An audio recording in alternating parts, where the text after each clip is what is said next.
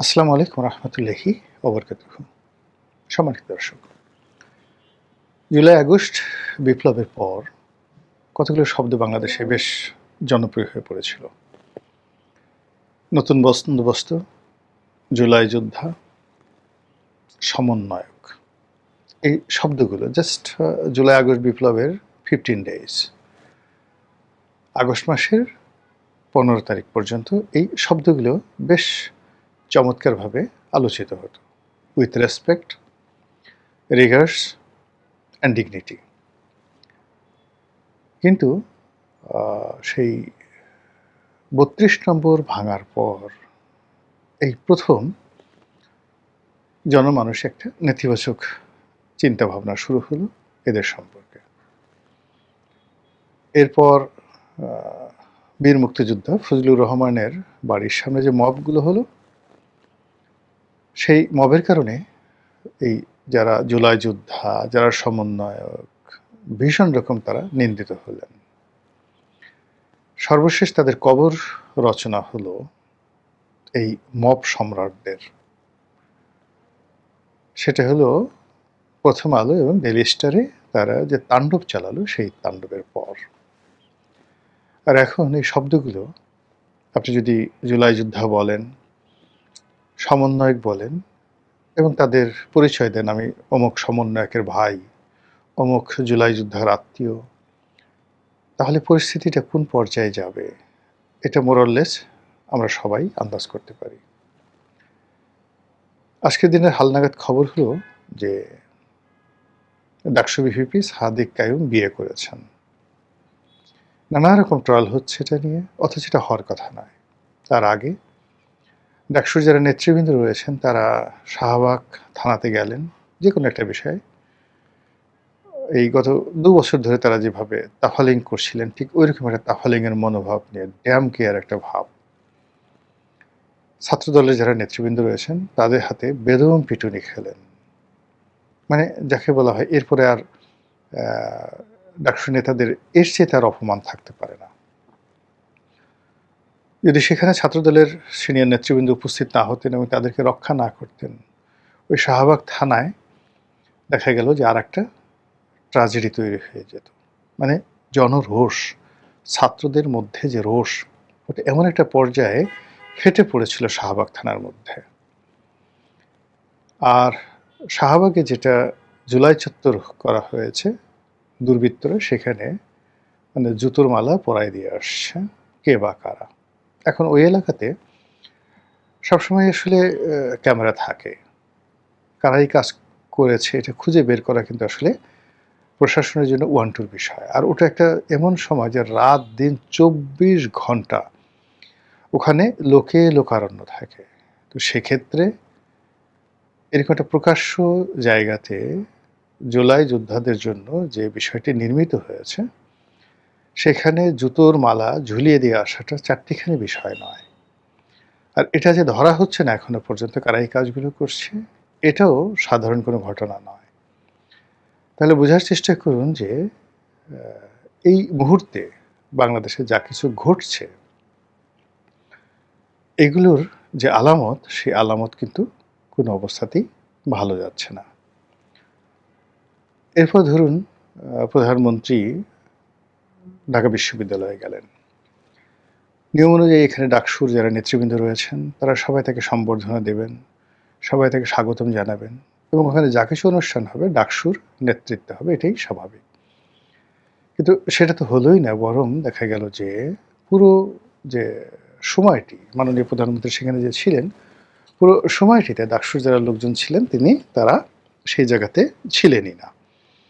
তো এটি নিয়ে খুব আলোচনা হচ্ছে প্রধানমন্ত্রীর চীন সফর নিয়ে, কবে যাবেন চীন। আলোচনা হচ্ছে পদ্মা ব্যারেজ নিয়ে, আবার পদ্মা ব্যারেজ করতে গিয়ে ভারতের অনুমতি লাগবে কিনা এটি নিয়ে আলোচনা হচ্ছে। এই যা কিছু আলোচনা হচ্ছে এর বাইরে আরও কিছু কথা আছে। সে কথা হলো প্রধানমন্ত্রী চীন সফরে যাবেন। কবে ভারত সফরে যাবেন এই ব্যাপারে কোনো বক্তব্য আসেনি, আর ভারতের কোনো নেতৃবৃন্দ আসবে কিনা তাও কোনো সম্ভাবনা নেই। অন্যদিকে একটা বিশ্বস্ত সূত্রে জানা যাচ্ছে, সত্য মিথ্যা জানি না, কিন্তু এগুলো জাস্ট বাতাসে ভাসছে যে খুব দ্রুত পাকিস্তানের প্রধানমন্ত্রী শাহবাজ শরীফ এবং পাকিস্তানের যিনি সেনা প্রধানরা রয়েছেন তিনি বাংলাদেশ সফরে আসছেন এবং তার এই সফরকে কেন্দ্র করে বেশ কয়েকটি সমঝোতা স্মারক স্বাক্ষর হবে। ইতিমধ্যে পাকিস্তানের স্বরাষ্ট্রমন্ত্রী বাংলাদেশ ভ্রমণ করে গেছেন। বাংলাদেশ পররাষ্ট্র নীতির ক্ষেত্রে, সামরিক নীতির ক্ষেত্রে এখন পাকিস্তানের দিকে ঝুঁকছে। বাংলাদেশ যে ইতিপূর্বে আমাদের সরকারি কর্মকর্তাদের যে বিভিন্ন ট্রেনিংগুলো ছিল এর বেশিরভাগই ভারতে পাঠানো, তো ভারত এখন সেই জায়গাগুলো বন্ধ করে দিয়েছে। বাংলাদেশের কোনো কর্মকর্তাকে ভারত আর ট্রেনিং দিচ্ছে না। তো সেই ক্ষেত্রে এখন সরকারের কর্মকর্তাদের ট্রেনিং, উচ্চতর যে ট্রেনিং, এটার গন্তব্য পাকিস্তান। যে যাই বলুক না কেন, এটা আমার কাছে মূলত ভালো লাগছে এই কারণে যে আমাদের যে সিভিল সার্ভিস এবং মিলিটারি সার্ভিস, এমনকি জুডিশিয়ারি, এটা পাকিস্তানের সঙ্গে আমাদের যায়, ভারতের সঙ্গে আমাদের যায় না। কাজেই সেই পাকিস্তানে আবার সে ট্রেনিং নিতে যাচ্ছে, এটা খারাপ না, এটা একদিকে ভালো। অন্যদিকে শিক্ষামন্ত্রী যে উচ্ছ্বাস প্রকাশ করছেন পাকিস্তানের শিক্ষা ব্যবস্থা নিয়ে, যে তিনি অ্যামেজড মানে কথাটা সাধারণত অ্যামেজিং বা অ্যামেজড, এই কথাটার অর্থ হলো যে একের পায়ের নখ থেকে মাথা পর্যন্ত শিরশির করে উঠছে। সিরিয়াসলি, মানে আপনি যখন ইন্দ্রিয়, পৃথিবীর যত সুখগুলো আছে,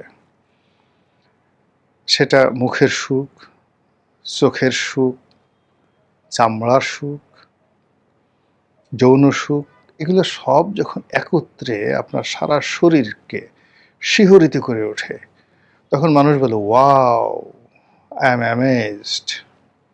সাধারণত এটার জন্য সবচেয়ে উপযুক্ত ব্যাপার হলো আপনি যখন জীবনে প্রথম একটা তৃপ্তিপূর্ণ যৌন সঙ্গম করবেন, নো ফিয়ার, নো ভয়, বাসর ঘরে স্ত্রীর সঙ্গে, বউ পছন্দ হয়েছে, কোনো রকম রক্তারক্তি ঘটনা ঘটেনি, উইথ গুড ইরেকশন, তখন যে ইংরেজি শব্দটি, সেই শব্দটি হলো অ্যামেজড। আপনাকে জিজ্ঞেস করলো অনুভূতি কেমন, আই এম অ্যামেজড। শিক্ষামন্ত্রী ওই রকম অ্যামেজড হয়েছেন পাকিস্তানের শিক্ষা ব্যবস্থা দেখে। বাংলাদেশে একটা শিক্ষা মেলা হচ্ছিল, শিক্ষা মেলায় পাকিস্তানি যে শিক্ষা প্রতিষ্ঠান ছিল সেখানে তাদের ব্রুশিয়ার বা তাদের অধ্যাপকদের দেখে তিনি সেইভাবে অ্যামেজড হয়েছেন। এর দ্বারা যে জিনিসটা বোঝা যায় সেটা হলো যে বাংলাদেশের পররাষ্ট্র নীতি একটা টার্ন নিচ্ছে। সেই টার্নটা পাকিস্তান, চীন এদিকে যাচ্ছে। আর অন্যদিকে মার্কিন ডিপ স্টেটের যে পলিসিটা ছিল সেটা হলো আমেরিকা, ভারত, দিল্লি, ওয়াশিংটন, ঢাকা। আর এখন যেদিকে যাচ্ছে সেটা হলো ঢাকা, ইসলামাবাদ, বেইজিং, এদিকে এগুচ্ছে। ফলে কি হলো, বাংলাদেশে যে মার্কিন ডিপ স্টেটের যারা এজেন্ট ছিলেন তারা প্রচণ্ড রকম একটা মানসিক চাপের মধ্যে পড়েছেন। আমেরিকা থেকে, ভারত থেকে তাদেরকে রীতিমতো প্রেশার ক্রিয়েট করা হচ্ছে, এটা করো, ওটা করো, আবার আন্দোলন করো, আবার তখ্ত উল্টিয়ে দাও, আবার সব কিছু এলোমেলো করে দাও, লুটে পুটে খেতে পারে, সব কিছু করে দাও সেভাবে। তার কিছু নজির আপনারা দেখতে পাচ্ছেন আমাদের এই সমাজে। অন্যদিকে যারা পাকিস্তানপন্থী যারা লোকজন রয়েছেন, বিশেষ করে দক্ষিণপন্থা যারা আছেন, তারা ভীষণ রকম খুশি যে এইবার কিছু একটা হতে যাচ্ছে বাংলাদেশে, the Islamic Emirates of Bangladesh, এরকম কিছু একটা হতে যাচ্ছে। তো সব মিলিয়ে যে ঝুঁকির মধ্যে বাংলাদেশ পড়ে রয়েছে সেটা হলো যে জুলাই যোদ্ধা যারা ছিলেন তাদের যে অংশটি রাজনৈতিকভাবে পুনর্বাসিত হয়েছেন এনসিপির মধ্যে, এবং থ্রো জামাতের মাধ্যমে, এনসিপির মাধ্যমে যারা হয়েছেন তারা মূল রাজনীতিতে চলে এসছেন। তাদের সঙ্গে আসলে সরাসরি কখনোই মার্কিন ডিপ স্টেটের সম্পর্ক ছিল না। তাদের পিছনে ভায়া মিডিয়ে হয়ে হয়তো কোনো রাজনৈতিক শক্তি, হয়তো কোনো মিলিটারি শক্তি, হয়তো কোনো ডিপ্লোম্যাটিক শক্তি, দেশি এবং বিদেশি যারা লোকজন আছে টাকা দিয়ে, পয়সা দিয়ে, টেলিফোন করে নানা রকম কাণ্ড মার্কিন ডিপ স্টেটের ঘটিয়েছে। কিন্তু তারা সরাসরি আমেরিকার সাথে এরকম যোগাযোগে ছিলেন। তাই যদি হতো তাহলে যে মাহফুজ ছিলেন উপদেষ্টা, তাকে ডক্টর ইউনূস আমেরিকাতে নিয়ে তার পরিচয়ের দরকার ছিল না। বলা হলো এই হলো মাস্টার মাইন্ড। ইট মিনস তিনি মাস্টার মাইন্ড ছিলেন আন্দোলনের, কিন্তু এর পেছনে যে আমেরিকা আছে, এর পেছনে যে ক্লিনটন ফাউন্ডেশন আছে, এর পেছনে যে হোয়াইট হাউস আছে, পেন্টাগন আছে, ডক্টর মোহাম্মদ ইউনূস আছে, নোবেল শান্তি পুরস্কার আছে, এটা মাহফুজ এবং তার সাথে যারা লোকজন আছেন তারা জানতেন না। তারা মনে করছেন আমরা আন্দোলন করছি, ধরুন সালাউদ্দিন সাহেবকে টেলিফোন করেছে রাশেদ বা নুরু, সালাউদ্দিন সাহেব টাকা পাঠিয়ে দিয়েছে। তারপর আমতারেক হয়তো একটা প্রোগ্রাম করছে, তারেক রহমান সাহেবের কাছে লন্ডন টেলিফোন করেছে, সে বলে আচ্ছা করো, দেখব। বাংলাদেশের নেতাদের মধ্যে আব্দুল আল মিন্টু, তারপর এরশাক, এদের নাম আসছে যে তারা অর্থনৈতিকভাবে সাহায্য করেছে, সহযোগিতা করেছে জুলাই আন্দোলনকারীদের। ফলে আন্দোলনকারীদের যে রাজপথে যারা নেতৃবৃন্দ ছিলেন, এনসিপির যাদেরকে আমরা শীর্ষ নেতা দেখছি, তারা মূলত তাদের যে কানেক্টিভিটি, সেই কানেক্টিভিটি ছিল মার্কিন ডিপ স্টেটের চতুর্থ স্তর বা থার্ড স্তরের লোকের সঙ্গে। এবং তারা জানতেন না যে এর পেছনে একটা আমেরিকার সংযোগ আছে। তারা নেহায়েতই কোটা বিরোধী আন্দোলনকে একেবারে যুগোপযোগী করার জন্য, শেখ হাসিনা রেজিমকে উচ্ছেদ করার জন্য on good faith and good ট্রাস্টে তারা লড়াই সংগ্রাম করেছেন। তো এই ছেলেগুলো যারা এখন এনসিপিতে আছেন, কোনো অবস্থাতেই এই যে বর্তমান যে পরিস্থিতি, আমেরিকার বিরুদ্ধে যে মানুষের ক্ষোভ, ডিপ স্টেটের যে বিষয়গুলো সামনে চলে আসছে, এখন আপনি কোনো অবস্থাতেই তাদেরকে আর এই আমেরিকার বলয়ে নিতে পারবেন না।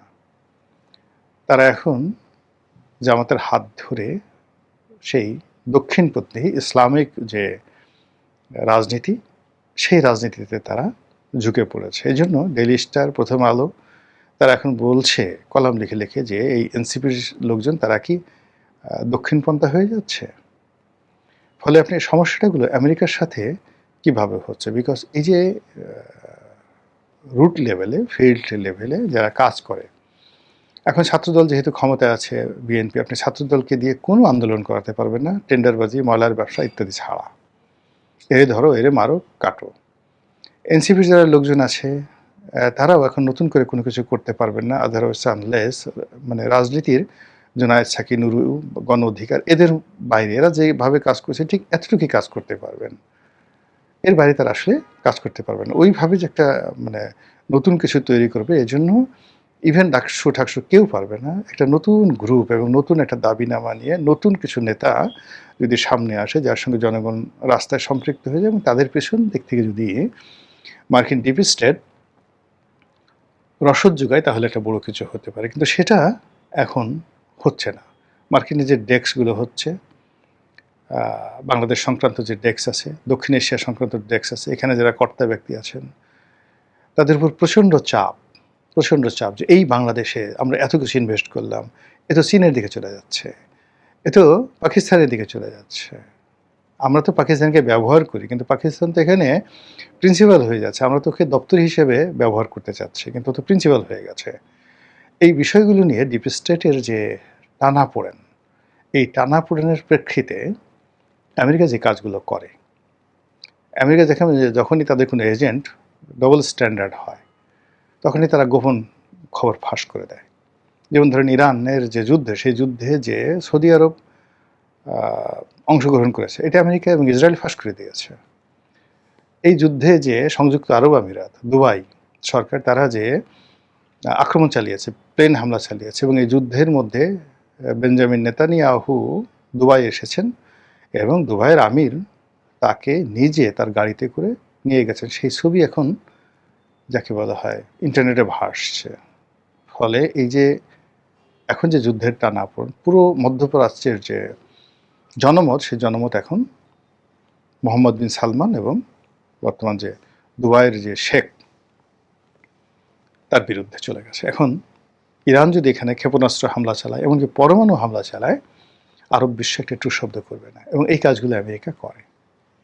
কাজেই বাংলাদেশে যে সমস্ত লোকজন আমেরিকার পারপাস সার্ভ করেছে, তারা যদি এখন আমেরিকার কথা মতো বাংলাদেশকে সেই যাকে বলা হয় চীন এবং পাকিস্তানমুখী করা থেকে বিরত না রাখতে পারে, তাহলে তাদের গোপন পরামর্শ, তাদের মাধ্যমে যত টাকা পয়সা দেওয়া হয়েছে সেগুলো সুদে আসলে এই আমেরিকা দায়ী করবে এবং তাদের চরিত্র জাতির সামনে উন্মোচন করে দেবে বিভিন্ন শিলায়। ফলে এই লোকগুলো যারা আমেরিকার দালাল, এই মুহূর্তে ইতিহাসের একটা ক্রান্তিকাল তারা অতিক্রম করছে। তারা না ঘরকা না ঘটকা। আমরা যাদেরকে আমেরিকার দালাল রূপে চিনি, এদের একটা বিরাট অংশ এখন রীতিমতো মাতলামো শুরু করছে, যা তা বলছে। তারা মানে তাদেরকে এখন কেউ ডাকছে না, টক শোতে ডাকছে না, কোনো কিছুতে ডাকছে না, সরকারি কাজকর্মে ডাকছে না। তারা এই সামাজিক মাধ্যমে আসার চেষ্টা করছে, দুই চারটা কথাবার্তা বলার চেষ্টা করছে, কিন্তু সবারই একটা গোপন সিকিউরিটি নিয়ে তাদের মধ্যে প্রবলেম দেখা দিয়েছে। আর অন্যদিকে জনরোষ, বিএনপির লোকও তাদের প্রতি নাখোশ, জামাতের লোকের নাখোশ, আর আওয়ামী লীগ তো রীতিমতো তেলে বেগুনে জ্বলে উঠেছে। ফলে এই যে আমেরিকার যারা দস্যুর বা দালাল, এই 2026 সনের মে মাসে এসে কুরবানির আগে তারা যে কি অবস্থার মধ্যে আছে, কুরবানি নিয়ে তারা যে কি চিন্তা করছে, একমাত্র মহান আল্লাহই ভালো জানতে পারবেন। আসসালামু আলাইকুম রহমতুল্লাহি ওয়া বারাকাতুহু।